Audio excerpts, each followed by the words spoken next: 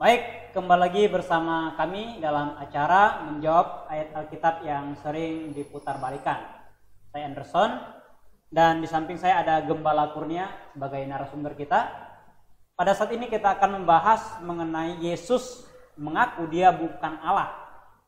Tetapi sebelumnya, bagi para pemirsa Kebenaran Channel yang saat ini menonton dan belum mensubscribe channel ini, silakan Bapak Ibu mensubscribe-nya dan menyalakan lonceng notifikasinya supaya para pemirsa di rumah bisa menonton video-video kami selanjutnya yang mungkin akan kami share begitu. Dan saat ini kita akan membahas mengenai Yesus mengaku dia bukan Allah dari dalam kitab Yohanes pasal yang ke-17 ayatnya yang ke-3. Demikian kebenaran firman Tuhan. Inilah hidup yang kekal itu, yaitu bahwa mereka mengenal Engkau satu-satunya Allah yang benar dan mengenal Yesus Kristus yang telah Engkau utus. Nah, dari ayat yang sudah kita baca, di sini ada pernyataan Yesus bahwa Bapa itu satu-satunya Allah. Nah, dari kata ini mereka mengklaim bahwa Yesus bukanlah Allah begitu. Ini bagaimana Gembala Kurnia? Ya. Baik, ya Saudara Anderson dan pemirsa Kebenaran Channel, ya. Kalau ditanya menurut beberapa anggapan orang di Yohanes pasal 17 ayat 3, itu Yesus mengaku dia bukan Allah, ya. Jadi saya akan menjelaskan. Yang pertama mesti mengerti begini, kalau ditanya apakah Yesus itu mengakui dia itu Allah, ya tentu bukan. Ya. Dan ayat yang di sini Bapa itu juga bukan Allah, atau Roh Kudus itu bukan Allah. Di dalam kekristenan tidak seperti itu. Karena padanan dari kata di dalam Alkitab Allah ini adalah God di dalam bahasa Inggris, atau Theos di dalam bahasa Yunani, atau Elohim di dalam bahasa Ibrani. Jadi Allah di sini ini bukan nama, tetapi ini adalah sebutan. Jadi apakah dengan mengatakan di Yohanes 17 ayat 3 ini bahwa Yesus mengatakan bahwa Engkau Bapa itu satu-satunya Allah atau Theos atau God yang benar, dan mengenal Yesus Kristus yang telah Engkau utus, ini menyatakan bahwa Yesus itu bukan Allah atau God itu? Tentu tidak demikian.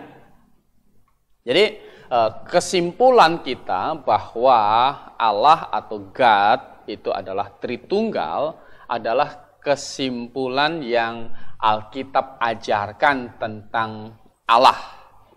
Jadi Alkitab sendiri itu menyatakan bahwa ada pribadi Bapa, itu adalah Allah, ada pribadi Firman, itu adalah Allah, ada pribadi Roh Kudus, itu adalah Allah. Nah, silahkan dibaca di 1 Yohanes pasal 5 ayat yang ke-7.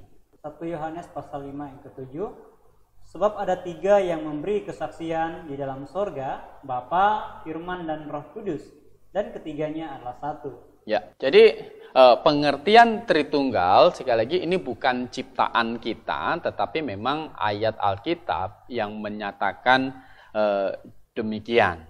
Dan di Injil Yohanes pasal 17 ayat 3 ini adalah salah satu bagian yang menyatakan bahwa pribadi Bapa itu adalah Allah. Dan di tempat ini Yesus Kristus yang menyatakan sendiri, dan Yohanes itu mencatatkannya. Jadi Yesus Kristus itu menyatakan bahwa Bapa itu satu-satunya Allah yang benar. Tetapi di bagian lain, ya, di Ibrani pasal 1 ayat 8 ini menyatakan bahwa Bapa itu menyatakan bahwa Yesus itu adalah Allah. Silakan dibaca. Ibrani pasal yang pertama yang ke-8. Tetapi tentang anak ia berkata, tahtamu ya Allah tetap untuk seterusnya dan selamanya, dan tongkat kerajaanmu adalah tongkat kebenaran. Ya, jadi Bapa di Ibrani pasal 1 ayat 8 ini menyatakan bahwa Yesus Kristus, yaitu dia tentang anak, ya Bapa, berkata tahtamu ya Allah. Jadi di Yohanes pasal 17 ayat 3, Yesus menyatakan Bapa adalah Allah. Di Ibrani pasal 1 ayat 8, Bapa yang menyatakan bahwa Yesus adalah Allah. Jadi mengapa kita percaya ada 3 pribadi? Karena Alkitab juga menyatakan di samping pribadi Bapa dan pribadi anak atau firman, ada satu lagi pribadi Roh Kudus yang juga disebut sebagai Allah atau God itu. Silahkan dibaca di Kisah Para Rasul pasal 5 ayat 3 dan 4. Kisah Para Rasul pasal yang kelima ayat 3 sampai ke 4. Tetapi Petrus berkata, Ananias, mengapa hatimu dikuasai iblis, sehingga engkau mendustai Roh Kudus dan menahan sebagian dari hasil penjualan tanah itu? Selama tanah itu tidak dijual, bukankah itu tetap kepunyaanmu? Dan setelah dijual, bukankah hasilnya itu tetap dalam kuasamu? Mengapa engkau merencanakan perbuatan itu dalam hatimu? Engkau bukan mendustai manusia, tetapi mendustai Allah. Ya, jadi Ananias itu tidak jujur di dalam penjualan tanahnya. Dan Petrus berkata kepada Ananias bahwa engkau mendustai Roh Kudus. Dan mendustai Roh Kudus itu sama dengan mendustai Allah. Jadi bagian ini menyatakan kepada kita bahwa Roh Kudus adalah pribadi Allah atau God itu. Maka kesimpulan dari 1 Yohanes pasal 5 ayat 7, ada 3 yang memberi kesaksian di surga, ada Bapa, ada Firman, ada Roh Kudus, dan ketiganya adalah satu.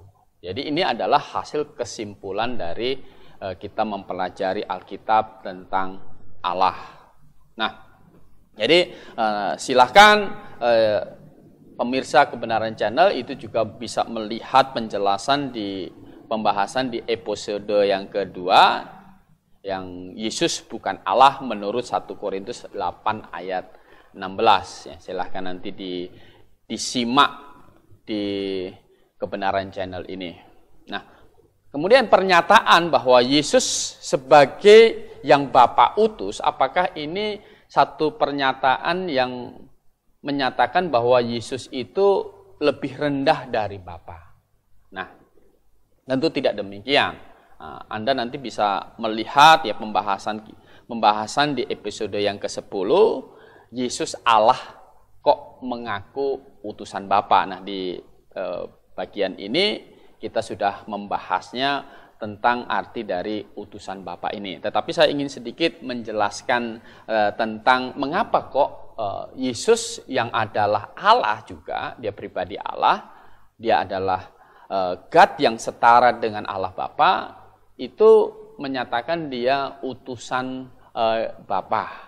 Nah, jadi mesti mengerti bahwa utusan Bapa itu adalah pernyataan bahwa atau penegasan bahwa dirinya adalah Mesias.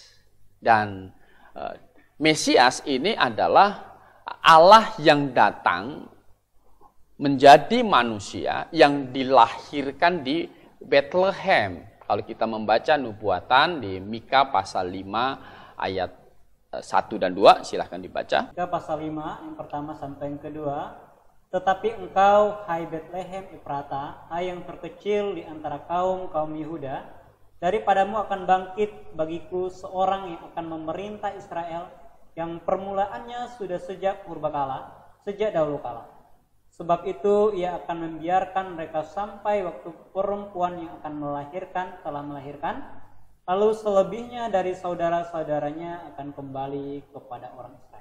Ya, jadi ayat inilah yang dipakai oleh ahli Taurat ketika mau menunjukkan di manakah raja Israel yang akan dilahirkan itu. Karena orang Majus datang dari timur untuk menyembah raja yang baru dilahir. Maka ahli Taurat itu membuka kitab Mika dan dia menunjuk bahwa di Bethlehem. Maka kemudian orang Majus itu pergi ke Bethlehem.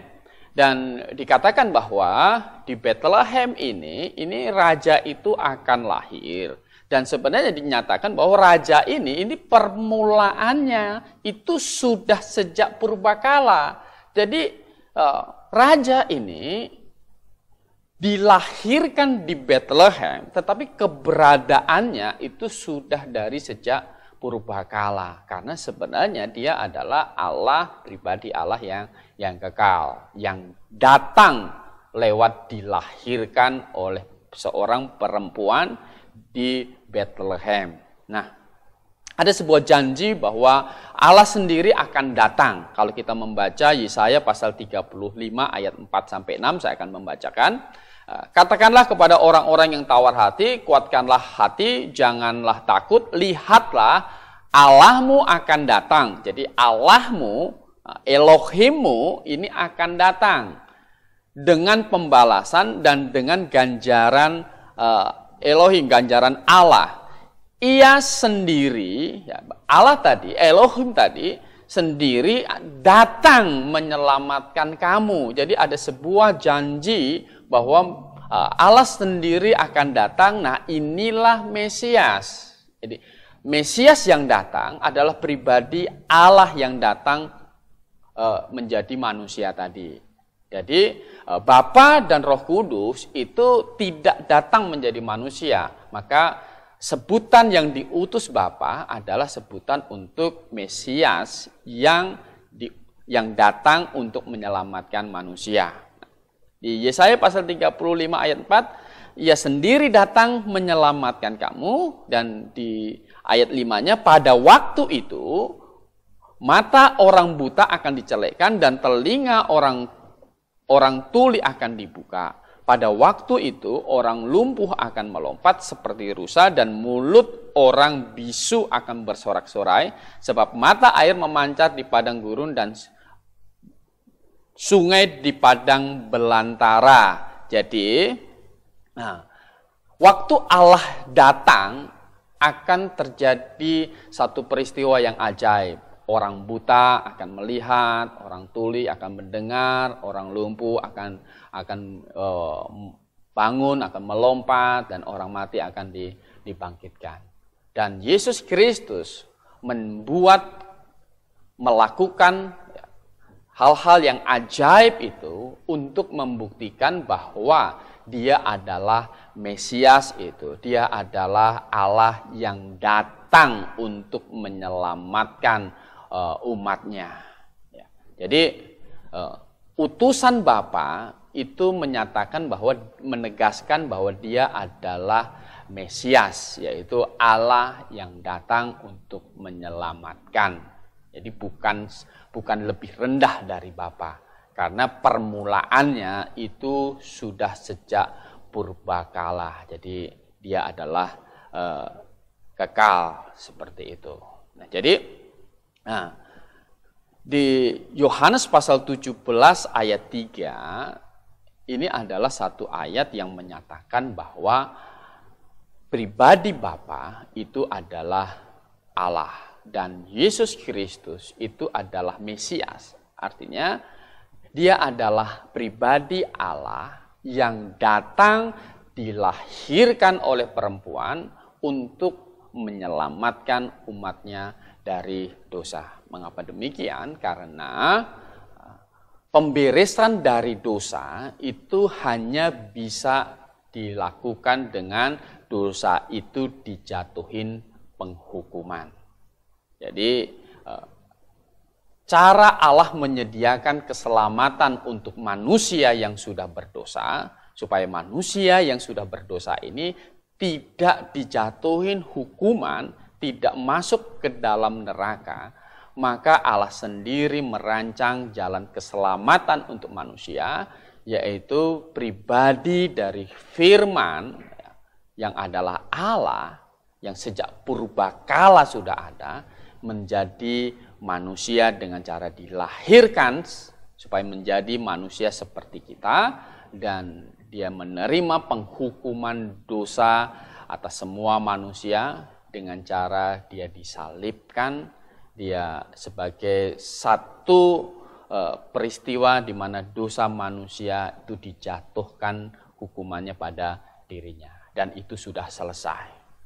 Sehingga dikatakan dalam Roma pasal 8 ayat 1, demikianlah sekarang tidak ada penghukuman bagi mereka yang ada di dalam Kristus. Mengapa? Karena penghukuman atas dosa mereka yang sudah di dalam Kristus itu sudah dijatuhkan pada diri Tuhan Yesus.